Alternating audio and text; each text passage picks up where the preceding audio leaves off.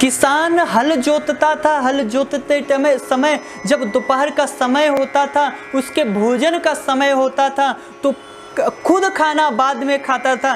पहले बैल को हल से छोड़ता था और उसे आकर उसे चारा पानी आदि देता था, उसके पश्चात बैठकर भोजन करता था। यह उस किसान की भावना थी।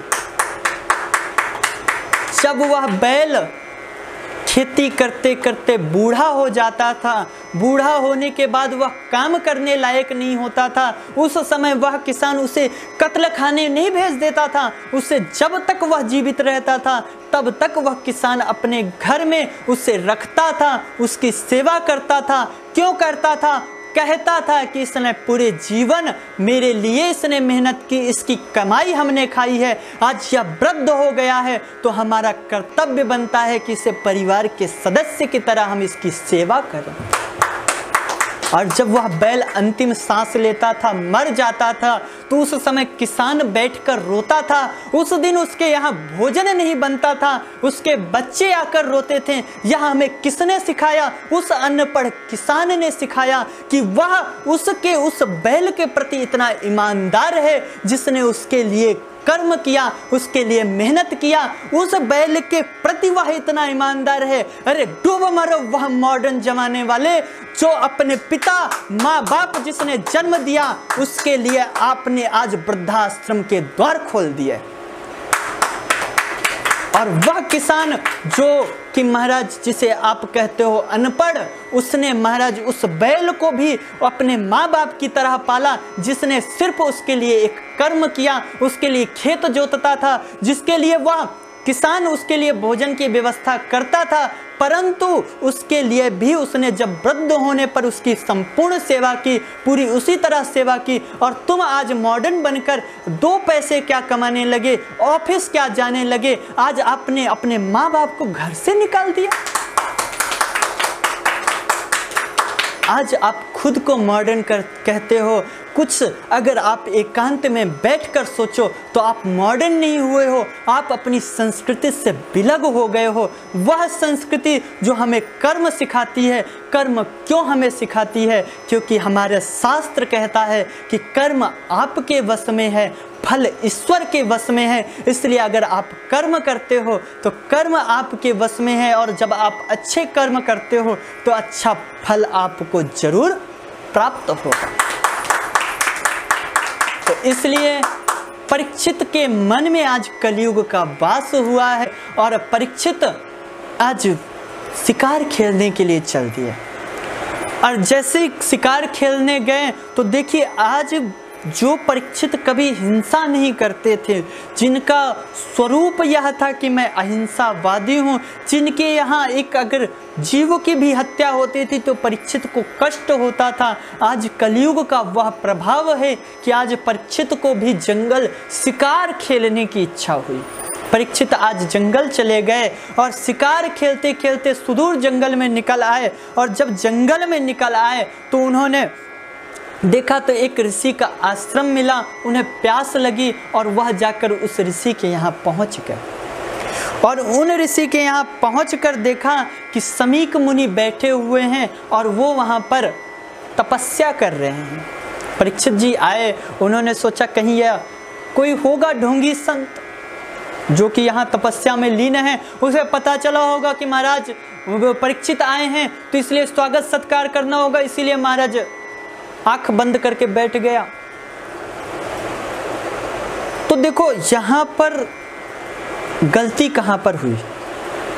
अगर आपने असली संत को नकली समझ लिया, परीक्षित से क्या गलती हुई कि उन्होंने असली समीक मुनि को नकली समझ लिया और उनके गले में मरा हुआ सर्प डाल दिया। बोले अगर असली होगा तो महाराज कुछ नहीं होगा, नकली होगा तो तुरंत महाराज चौक के भागेगा। तो उन्होंने उस मरे हुए सर्प को क्रोध में आकर ऋषि के गले में डाल दिया। पर इसका परिणाम क्या हुआ? परिणाम यह हुआ कि समीक ऋषि मुनि के जो पुत्र हैं वह कुछ ही देर दूर पर खेल रहे थे। जब बालकों ने बताया कि आपके पिता के गले में महाराज परीक्षित मरा हुआ सर्प डालकर चले गए। वह बालक, तेजस्वी बालक, क्रोध में भर गया। अरे वह महाराज परीक्षित जिसके नाम का गुणानुवाद मेरे पिता भी करते हैं, उसकी यह मजाल कि मेरे पिता के गले में मरा हुआ सर्प डाले।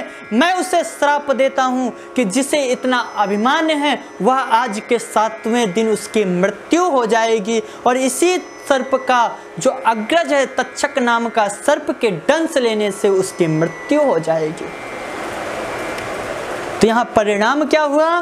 परीक्षित ने एक सच्चे संत को ढोंगी समझ लिया और उसके गले में मरा हुआ सर्प डाल दिया, जिससे उनको फल स्वरूप श्राप भोगना पड़ा।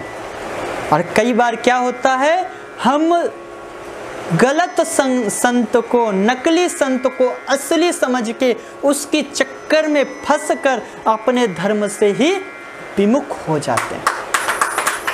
तो यहाँ पर किसका सहारा लेना चाहिए? बोले इसके लिए हमारे शास्त्र बैठे हैं, हमारा धर्म बैठा है, आप इनका सहारा लो। कई लोग बोलते हैं महाराज जी आजकल तो हमारा विश्वास ही टूट गया। अरे विश्वास क्यों नहीं टूटेगा? क्योंकि आपने ज्ञान अर्जित किया ही नहीं। कई लोग बोलते हैं महाराज जी आजकल हमारे जो ज्ञान का स्तर है ना वो हमारा नीचे जा रहा है। अरे क्यों जा रहा है? उसके लिए जितने दोषी महाराज वह संत हैं जो कि उस ज्ञान का अध्ययन नहीं करते हैं, उससे कहीं ज़्यादा आप भी हैं, उसके दोषी हैं। क्योंकि हमारा धर्म अगर विलुप्त हो रहा है तो उसके लिए कहीं ना कहीं दोषी आप भी हैं। क्यों? क्योंकि आपके अध्ययन का स्तर इतना नीचे गिर गया है कि आप सत्य और असत्य में भेद करना जानते ही नहीं हो, इसलिए आपको मूर्ख बनाया जा रहा है। आपको ज्ञान का स्तर इतना मजबूत कर लो कि सामने वाला खुद आपसे असत्य बोलने से डरे।